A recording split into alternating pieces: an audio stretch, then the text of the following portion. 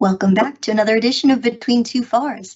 I'm Warnke Miller, and I have been talking with Senior Procurement Attorney Advisor Brian Stanford. He's up at headquarters, and he has been working for NASA since 2014 and has really been helping us to understand the important differences between litigating in front of the GAO and litigating in front of COFC.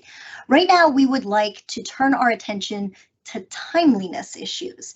Now, this is very important because it goes to the heart of your jurisdiction. You know, do they have jurisdiction to hear the particular case that's been brought up? Can you give us an overview of the differences in the timeliness issues? Absolutely, Warnke. You're right. This is a hugely important issue. As you said, as it relates to which forum that you're in. It can dictate which forum you're in. It can dictate whether the agency is going to be able to shake itself loose of a particular protest ground on a timeliness technicality. So at GAO, the timeliness standard is governed by the GAO's own rule. However, I think it's fair to say that that standard is complicated, but it's also strictly enforced.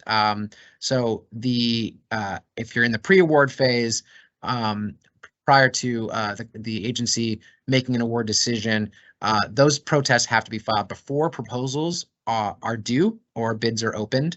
And then if you're in the post-award protest area, that timing depends on a lot of different factors. Type of procurement is a major one. Required versus enhanced debriefing deadlines. So the DoD has regulations on enhanced debriefing. There's a general 10-day rule. Calendar days come into play. And the GAO is a government office, and it holds office hours like every other government office. And so certainly murky, complicated as to whether or not especially a post-award protest is filed. At the Court of Federal Claims, the timeliness rules are set in large part by kind of judicial precedent. But in the pre-award world, you basically get the same standard, same result as you do at GAO, and that is that by law or by case law, any pre-award protests have to be filed before proposals are due or bids are opened. But post-award protests don't have a strict filing deadline. They're governed by the equitable doctrine of laches, which basically bounds the timeliness of a protest by whether or not the protester waited an unreasonable or inexcusable amount of time to file in the court. And so much squishier at the Court of Federal Claims in terms of whether or not the court will consider a particular post-award protest to be timely or not. Yeah. Let's talk a little bit about the automatic stay that we're counting down when we've got a GAO bid protest. Are they going to get an automatic stay or not? How does that differ? What goes on in front of COFC? Is it an automatic stay or is it something else? Yeah, that's a really good question, and it's a major issue in bid protest litigation. So if you're at GAO, you have the applicable stay of performance or a stay of award is mandated by the Competition and Contracting Act under CICA. And if the agency receives notice that a protest is filed either within 10 calendar days of contract award or within 5 calendar days of a requested and required debriefing, by law, the agency is required to stay performance, and it's called the automatic stay of performance. That automatic stay doesn't apply if a litigant goes to the Court of Federal Claims and files a protest. There is no automatic stay. Instead, the litigant has to persuade the court to issue a preliminary injunction, which is no different than or follows the exact same standard as any of the other temporary restraining order, preliminary injunction, matters.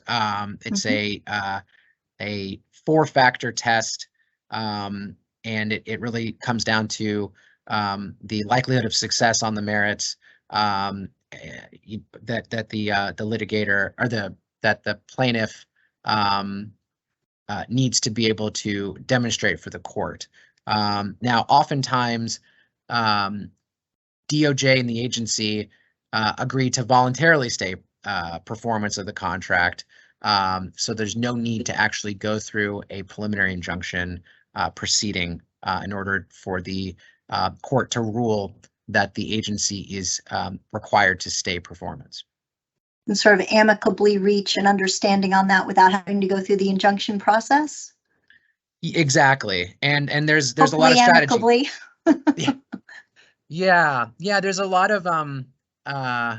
of strategy involved in that calculus, whether or not to go ahead and voluntarily stay or not. And we can talk about this in a future episode. I think it's one of those issues that is really at the heart of the dynamic between the agency's counsel and the Department of Justice counsel, in terms of the pressure from the agency to the agency counsel to continue with contract performance, and a pretty much categorical, I think, hesitance by DOJ attorneys to wade into a preliminary injunction proceeding, because it requires the government to be able to kind of pre-brief, it requires them to have to pre-brief the merits of the case. And it's, while the standard itself on paper, the legal standard, I think, is highly deferential to the agency, and the burden is the protesters to be able to have the court rule in its favor for the injunction. I think DOJ is sometimes really reluctant to wade into the merits, especially in a complicated case, because it can color the judge's opinion of the government's position, and also kind of give the protester kind of a heads up as to what the holes in the case are, so that the protester ends up exploiting those holes in the case, when we actually get to the merits in the litigation. So these are very important concepts to consider as you're approaching your foray into COFC. I know we've got a lot more to talk about. Why don't you come back and let's talk a little bit about the schedule differences? Are you willing to do that? Absolutely. Fantastic. Join us here again next time on Between Two FARs.